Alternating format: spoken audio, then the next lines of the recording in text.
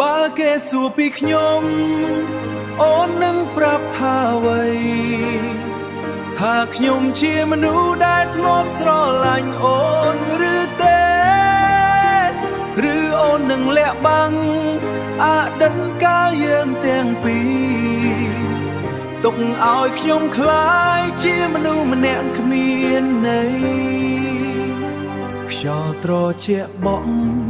តែចិត្តខ្ញុំក្តៅដោយឈឺនឹកអូនគ្រប់ពេលទោះដឹងថាមិនអាចវិលវិញពាក្យសន្យាដែលធ្លាប់និយាយមួយគ្នាឥឡូវនេះ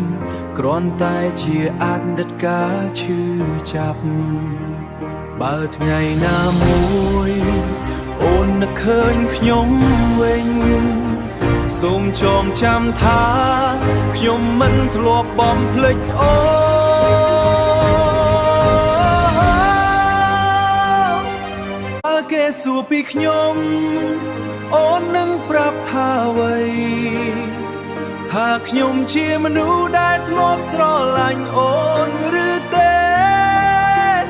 ឬអូននឹងលាក់បាំងអតីតកាលយើងទាំងពីរទុកឲ្យខ្ញុំคล้ายជាមនុស្សម្នាក់គ្មានន័យ